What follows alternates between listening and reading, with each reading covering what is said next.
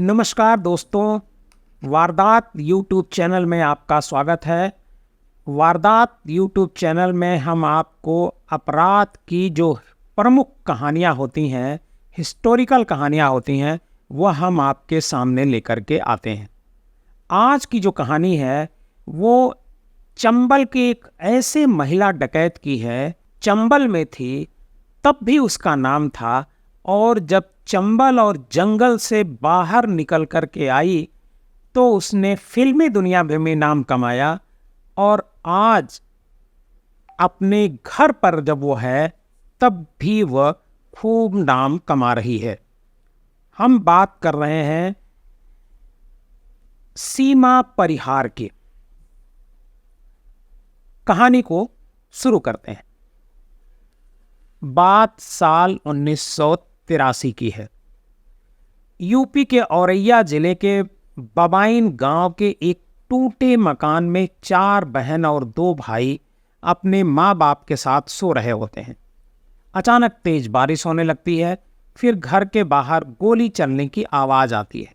दरवाज़ा तोड़ते हुए 3 आदमी, एक औरत, 10 लोग घर के अंदर आ जाते हैं और गालियां देते हुए 13 साल की एक बच्ची को उठाकर चंबल के बीहड़ की तरफ ले जाते हैं। रोते गिड़गिड़ाते हुए पूरी रात पैदल चलकर सीमा को बीहड़ ले जाया जाता है। वह जो 13 साल की बच्ची होती है वह सीमा परिहार होती है। जंगल पहुंचने पर सीमा को पता चला कि उसका अपहरण चंबल के कुख्यात डकैत लाला राम और उसकी गैंग के सदस्य श्री राम, सुरेश लोधी और सुषमा नाइन ने किया। छोटी सी उम्र सीमा को कड़ी निगरानी में रखकर लगातार उसके साथ बलात्कार लाला राम करता है।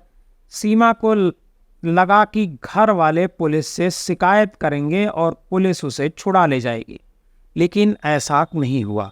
उसके पिता ने लाख कोशिशें की, दर दर भटके पुलिस के पास भी गए, लेकिन पुलिस ने रिपोर्ट तक नहीं लिखी। पुलिस ने कहा, निकल यहाँ से, तेरी बेटी किसी के साथ भाग गई होगी और तू रपट लिखाने आया है। इसी बीच सीमा ने भी बीहड़ों से भागने की कई बार कोशिश की, लेकिन डकैतों के चंगुल से निकल नहीं पाई। लाला नाम ने निगरानी में 20 डाकुओं को लगा रखा था सीमा की, और बोल रखा था कि अगर लड़की भागने की कोशिश करे तो इसे गोली मार देना। चंबल के बीहड़ों में सीमा को 3 साल गुजर जाते हैं। इसी बीच एक दिन पड़ोस के गांव का एक छोटा लड़का सीमा को जंगल में मिलता है। उसने सीमा को बताया कि बुआ, पुलिस ने तुम्हारे माँ बाप और भाई को जेल में डाल दिया है, तुम्हारे घर की कुर्की तक करा दी गई है। अब तक सीमा किडनैपर लाला राम के साथ सहज हो चुकी थी। उसने लाला राम से पूछा, मैंने तो कुछ भी नहीं किया, बंदूक को हाथ तक नहीं लगाया, फिर मेरे माँ बाप के साथ ऐसा बर्ताव पुलिस क्यों कर रही है? लाला राम ने कहा, मैंने अब तक जितने अपहरण, डकैती और हत्याएं की, पुलिस तुम्हें डकैत घोषित कर चुकी है, तुम्हारा भी नाम उसमें है, इसलिए ऐसा कर रही है। तब तक सीमा की उम्र 16 साल हो चुकी होती है, और इसी 16 साल की उम्र में सीमा परिहार हथियार उठाने को मजबूर हो जाती है। पुलिस से नाराज सीमा ने सब कुछ भुलाकर जुर्म के रास्ते को चुन लिया। वह हत्या, अपहरण और डकैती करने लगती है। लाला राम के बाद सीमा गैंग का दूसरा सबसे बड़ा चेहरा बन चुकी थी। उसने पूरी गैंग को संभालने की जिम्मेदारी भी अपने कंधे उठा ली थी। सीमा इतनी खौफनाक घटनाओं को अंजाम देने लगी थी कि उसकी तुलना फूलन देवी से की जाने लगी थी। उसके जो अन्य साथी जो डकैत थे वो उसे बीहड़ की रानी बुलाने लगे थे। सीमा ने पुलिस की नाक में दम कर रखा था। तमाम कोशिशों के बाद भी पुलिस उसे पकड़ नहीं पा रही थी। सीमा दिन दहाड़े किसी भी थाने में जाती और पुलिस वालों को मारकर उनके हथियार लूट लाती। इन वारदातों के बाद लोगों के बीच सीमा का खौफ और बढ़ गया। सीमा के गांव बबाइन में ठाकुरों का दबदबा था। केवल सीमा के पिता परिहार ठाकुर थे। बहुत ज़्यादा गरीबी के कारण सीमा के पिता की दवा कर रखने की कोशिश की जाती थी। सीमा का पूरा परिवार बकरियां पालकर अपना गुजारा किया करता था। बीहड़ में बिना पैसे के गुजारा करना मुश्किल था, इसलिए सीमा और उसके गैंग ने अपहरण और फिरौती का सिलसिला तेज कर दिया। रसूखदार लोगों और उनकी बच्चों बीवियों को किडनैप सीमा करती और फिरौती मांगती। फिरौती नहीं मिलती तो हत्या कर देती। सीमा का नाम अखबार की सुर्खियां बनने लगा। अब तक उसके ऊपर 200 अपहरण, 70 हत्या और 30 लूट के मामले दर्ज पुलिस कर चुकी थी।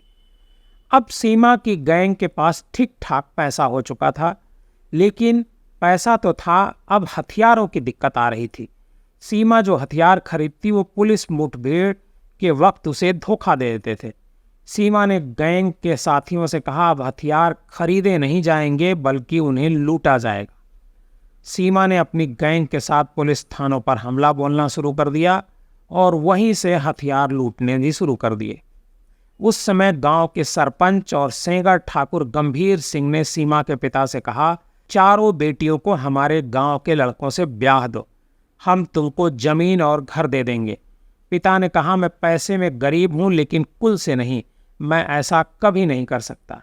इसके बाद गंभीर सिंह ने डाकुओं से मिलकर सीमा का अपहरण कराया था। ये बात 13 साल पुरानी है। जब सीमा ने बंदूक उठाई तो सबसे पहले इन्हीं सेंगर ठाकुरों को अपना निशाना बनाया। आए दिन उनके परिवारों के साथ लूटपाट की जाती, मारपीट की जाती और हत्या कर दी जाती थी। हालात ये हो गए थे कि बबाइन गांव के ठाकुरों ने घरों से बाहर निकलना बंद कर दिया था। पूरे चंबल में सीमा की तूती बोलने लगी थी। बड़े बड़े डाकू भी उसकी इज्जत करने लगे थे। माथे पर काला टीका लगाए, सिर पर लाल पट्टी बांधे और बागी वर्दी पहनने वाली सीमा लोगों को सपने में आने लगी थी। विदेशों में उसके जुर्म की चर्चाएं होने लगी थी। इसी बीच लाला राम के जो गैंग में निर्भय गुर्जर नाम के एक डकैत की एंट्री होती है। निर्भय और सीमा एक दूसरे को प्यार करने लगते हैं। डाकू लाला राम दोनों की शादी करा देता है। सब कुछ ठीक चल रहा होता है। कुछ दिन बाद सीमा बीहड़ के जंगल के बगल में बसे गांव में जाती है। कुछ महिलाएं उससे शिकायत करती हैं कि आपके यहाँ से कुछ लड़के आए थे, उनमें से एक का नाम निर्भय था, वो हमारी लड़की का बलात्कार करके गया है। सुनते ही सीमा का खून खौल जाता है, लेकिन वो अपने आप को रोकती है। वो दोबारा निर्भय और गैंग के कुछ लड़कों को राशन लेने के लिए किसी गांव भेजती है। निर्भय और लड़कों को लौटने में देर हो जाती है। सीमा उन लड़कों को लाइन से खड़ा कर उनकी छातों पर बंदूक अड़ाती है और पूछती है कि 2 किलोमीटर दूर गांव से वापस आने में इतनी देर कैसे हुई। एक लड़का बताता है कि निर्भय एक नाई के घर में घुस गया था और उसकी लड़की के साथ जबरदस्ती करके आया है, इसलिए देर हो गई। बस फिर क्या था, सीमा निर्भय को सुबह 5 बजे अपने गैंग से निकाल कर भगा देती है और दोबारा दिखने पर उसे गोली मारने की धमकी भी देती है। निर्भय वहाँ से चला जाता है। इसके बाद निर्भय बड़ा डाकू बनता है और एक के बाद एक 5 शादियाँ करता है। डाकू निर्भय सिंह की कहानी तो हम आपको सुनाते रहेंगे। सीमा को निर्भय के साथ एक धोखा मिलता है। 2 साल बाद 1997-98 निर्भय से सीमा रिश्ता तोड़ देती है और अपने ही किडनैपर लाला राम के साथ शादी रचा लेती है। लाला राम सीमा से दुगनी उम्र का था। साल 1999 में उसने एक बच्चे को भी जन्म दिया। बच्चा 10 महीने का ही हुआ था कि साल 2000 में सीमा का पति लाला राम पुलिस की एक मुठभेड़ में मार दिया जाता है। अब सीमा अकेली हो चुकी थी। पुलिस लगातार सीमा को ढूंढ रही थी। पुलिस से बचने के लिए सीमा अपने 10 महीने के बच्चे को लेकर बीहड़ों में यहाँ से वहाँ भाग रही थी। सीमा ने बताया मीडिया को कि इन दिनों में उसने कई बार 4-4 दिनों तक खाना नहीं खाया था। इसी तरह से सीमा के 4-5 महीने बीत गए। बाद में सीमा ने आत्मसमर्पण करने का फैसला लिया। सीमा के बड़े भाई ने पुलिस से बात की। नौकरी, घर के लिए ज़मीन और बंदूक का लाइसेंस देने की शर्तों के साथ सीमा ने बीहड़ जाने के 18 साल बाद पुलिस के सामने समर्पण किया। इसके बाद सीमा 3 साल 3 महीने तक जेल में रही। शुरुआती 6 महीने उसका बेटा भी उसके साथ जेल में रहा। जेल में रहते हुए सीमा ने 29 मुकदमों का सामना किया, जिसमें 8 हत्या और आधा दर्जन अपहरण के आरोप थे। सीमा ने उस समय मीडिया को बताया था कि पुलिस ने अब तक अपनी एक शर्त को भी पूरा नहीं किया है। हालांकि वह इसके लिए प्रधानमंत्री से लेकर मुख्यमंत्री तक को चिट्ठी लिख चुकी है।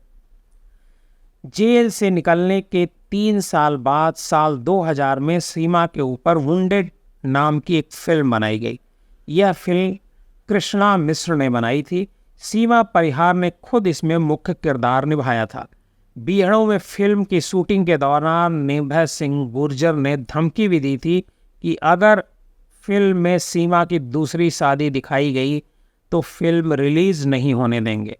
हालांकि बाद में फिल्म रिलीज हो गई।